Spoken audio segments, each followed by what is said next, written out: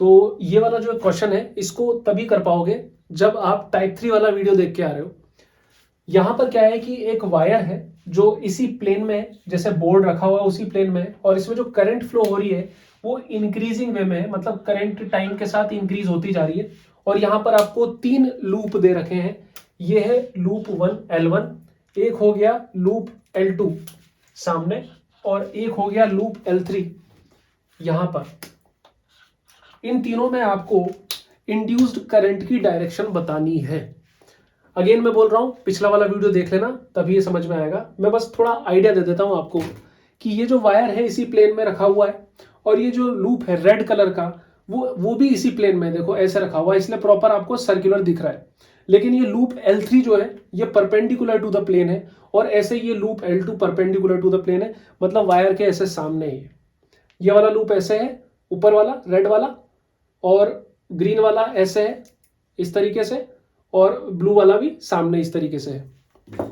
यहां पर आपको इन तीनों में इंड्यूस्ड करंट बतानी है। तो इंड्यूस्ड करंट बताने के लिए हमें इंड्यूस्ड ईएमएफ पता होना जरूरी है कि इंड्यूस्ड ईएमएफ बन रहा है या नहीं। इंड्यूस्ड ईएमएफ होता है D phi by B by D T, rate of change of magnetic flux, और ये इंड्यूस्ड ईएमएफ अपोज करता है इस चेंज का, इसलिए माइनस आ गया।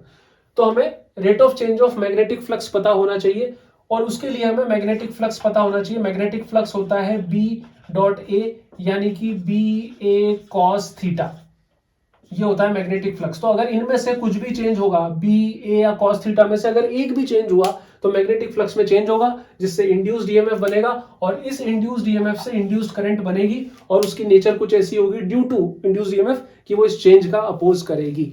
तो सबसे पहले हमें यहां पर ये देखना है कि क्या मैग्नेटिक फ्लक्स बन भी रहा है या नहीं, और बन रहा है तो वो चेंज भी हो रहा है या नहीं हो रहा। तो एक एक करके हम स्टार्ट करते हैं। जैसे हम सबसे पहले रेड वाले को लेते हैं, तो मैं उसको रेड कलर से ही सॉल्व करूंगा।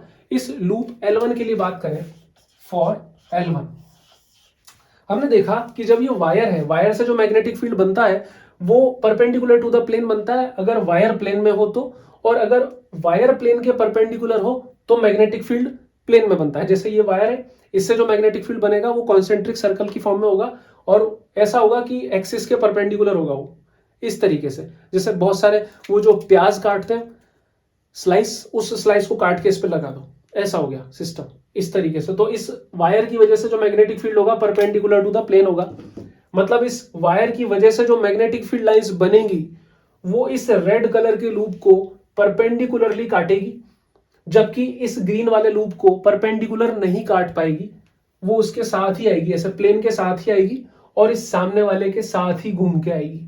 यहां पर हम समझ गए कि मैग्नेटिक फील्ड लाइंस इसको प्रॉपर कट करेगी, इसके ऐसा ग्लेज करते हुए आएगी, और इसको भी ग्लेज करते हुए आएगी। यहां पर जो थीटा एंगल है ये मैग्नेटिक फील्ड और एरिया के बीच का एंगल है।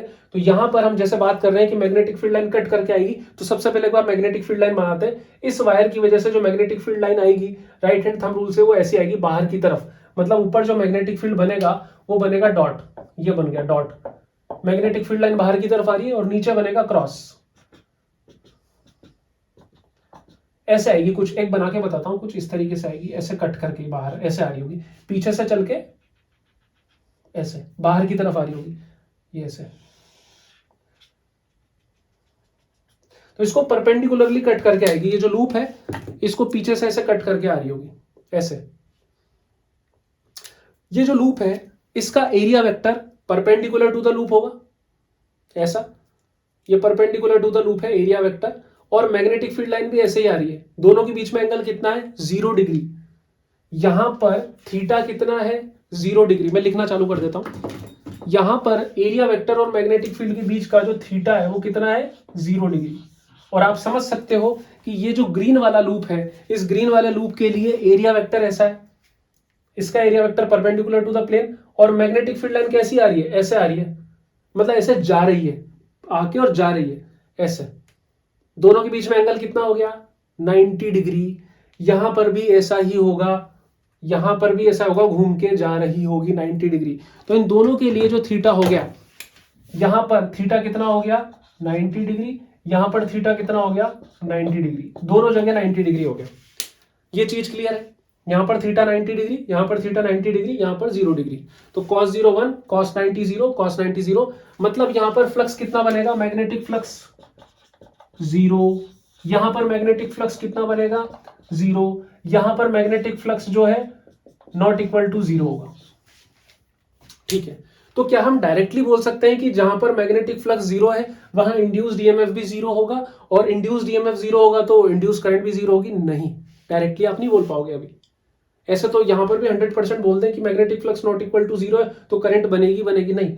अब हमें इसको देखना है कि करंट क्योंकि इंक्रीज हो रही है, करंट इंक्रीज हो रही है मतलब मैग्नेटिक फ्लक्स की वैल्यू चेंज हो रही है टाइम के साथ। मैग्नेटिक फ्लक्स की वैल्यू चेंज होना जरूरी है, डी फाई अवेलेबल होना चाहिए।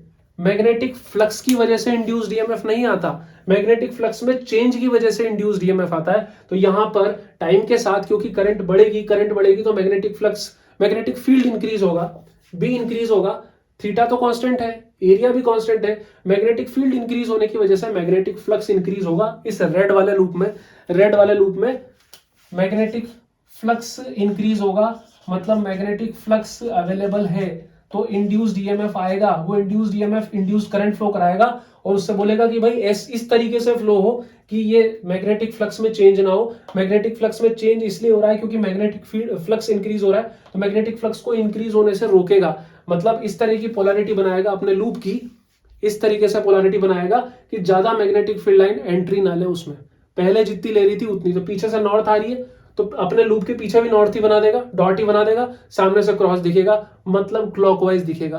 क्लॉकवाइज मतलब घड़ी जैसे घूमती है उसी डायरेक्शन में। तो यहां पर करंट ऐसे बनेगी। ट्रिक से मैं आपको बता चुका हूं कि करंट अगर इंक्रीज हो तो अपोज करने के लिए उसके जस्ट अपोजिट वाली करंट फ्लो हो जाती है। अब इसको देखा कि मैग्नेटिक फ्लक्स 0 बना है इनिशियली, अब जब मैग्नेटिक फील्ड इंक्रीज हो रहा है तब भी इसका मैग्नेटिक फ्लक्स कितना ही बना हुआ है, 0 ही बना हुआ है। इसका मैग्नेटिक फ्लक्स भी कितना बना हुआ है, 0 बना हुआ है, चेंज ही नहीं हो रहा। 0 से कुछ इंक्रीज हो जाता तो बात अलग थी, लेकिन क्योंकि कितना ही मैग्नेटिक फील्ड इंक्रीज हो जाए, कितना ही एरिया इंक्रीज हो जाए, दोनों के बीच में मैग्नेटिक फील्ड और एरिया वेक्टर के बीच में एंगल कितना बना हुआ है, 90 डिग्री बना हुआ है, इसलिए cos 90 कितना होगा 0। ये फैक्टर हमेशा इसके लिए कितना बना रहेगा, 0 बना रहेगा। मतलब इसका फ्लक्स कैसा रहेगा, कांस्टेंट, और इसका फ्लक्स भी 0 पे कैसा बना रहेगा, कांस्टेंट। तो इन दोनों में कोई करंट फ्लो नहीं होगी। तो ध्यान रखना जब भी ऐसा क्वेश्चन आए कि कोई लूप इस तरीके से दिया हो कि वो वायर के परपेंडिकुलर टाइप का आपको लग जाए। देखो वायर के परपेंडिकुलर है, ये दोनों ही लूप वायर के परपेंडिकुलर है, मतलब जो मैग्नेटिक फील्ड लाइन से और area vector of the loop है 90 डिग्री बनेगा, मतलब फ्लक्स 0 ही बना रहेगा चाहे करंट कितना ही चेंज होता रहे, मतलब मैग्नेटिक फील्ड कितना ही चेंज होता रहे, लेकिन हमेशा फ्लक्स जो है 0 बना रहेगा, मतलब फ्लक्स में चेंज नहीं होगा। यहाँ पर फ्लक्स में चेंज ही 0 हो गया, तो इस वजह से दोनों में कोई करंट फ्लो नहीं होगी। मैं इसको थोड़ा सा चेंज करके बताता हूं कि अभी तो वायर प्लेन में था, अगर वायर परपेंडिकुलर हो तो कैसा दिखेगा। रुको, बोर्ड में आ चुका है क्वेश्चन, इसलिए इतना आपको बता रहा हूं, वरना आप सोचोगे कि इतना प्रेशर से बताने की क्या जरूरत है, छोड़ो ना। देखो ये एक वायर है जिसमें करंट फ्लो हो रही है आई, और वो भी इंक्रीजिंग ऑर्डर में। वायर आपकी तरफ आ रहा है इस तरीके से। अब यहां पर अगेन 3 लूप है, तो इसको मैं इसी डायग्राम को बना रहा हूं, मतलब इस डायग्राम को मैं इधर से देख रहा हूं, यहां से। ये साइड व्यू था समझ लो, मैं यहां से देख रहा हूं, इधर से यहां से देखूंगा तो ये वायर मुझे आता हुआ लगेगा, और ये उसके बीच में, इस वायर और मेरे व्यू के बीच में ये ब्लू वाला होगा। तो इस ब्लू वाले को ऐसा बनाता हूं मैं, ये रहा ब्लू वाला लूप, ये ब्लू वाला लूप है, नीचे है ग्रीन वाला लूप, ये ग्रीन वाला लूप है, और ये वाला लूप जो वायर के ऊपर है, ये मुझे कैसा दिखेगा इस बार, ये मुझे ऐसा दिखेगा इस बार। यहां से जो मैग्नेटिक फील्ड लाइन बनेगी, यहां से जो मैग्नेटिक फील्ड लाइन बनेगी, इसकी ब्लैक की वजह से ये कुछ इस तरीके से जा रही होगी। देखो मैग्नेटिक फील्ड लाइन बना रहा हूं मैं इसकी वजह से, यहां पर वायर उसके अक्रॉस मैग्नेटिक फील्ड लाइन, तो ये देखो जा रही है ना इसकी तरीके से, ऐसे जा रही है। तो यहां पर इसका एरिया वेक्टर बाहर की तरफ, मैग्नेटिक फील्ड लाइन ऐसे 90 डिग्री एंगल, जबकि इसका एरिया वेक्टर कैसा है, इसका एरिया वेक्टर ऐसा ही है, ये हो गया area vector, magnetic field line भी ऐसे, थीटा कितना हो गया 0 डिग्री, cos 0 1 होता है, और cos 0 तो 1 ही बना रहेगा, लेकिन मैग्नेटिक फील्ड चेंज हो रहा है, इंक्रीज हो रहा है, इस वजह से सारा प्रोसेस होगा। तो याद रखना इस तरह की चीजों को, काफी मतलब नेगेटिव करा देती है इस तरह की चीजें। तो देखते रहो वीडियो, पढ़ाई करते रहो, अपनी हेल्थ का ध्यान रखो। मिलता हूं आपसे नेक्स्ट वीडियो में। Thank you.